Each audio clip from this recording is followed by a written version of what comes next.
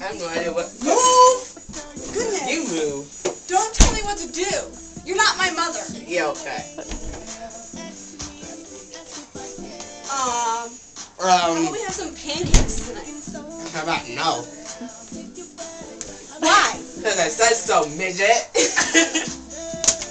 Yeah? Yeah, well, that's not fair. Oh, too bad. Mom, please, let's have something normal for dinner. Okay, you can have pancakes. Try them. Good. Make them straight, not barbecue. Excuse me, now you tell me what to do. I always have to tell you what to do because we ain't got a father. Excuse me, who's the mother? Sure not you. It's not you. Yeah, well, I own this house. Yeah. Yeah, who pays for it? Me. Who pays the bills? Me. Yeah, you don't do the dishes or anything. Yeah, I always do the dishes. Yep, because you're the kid. Hey! I don't like you.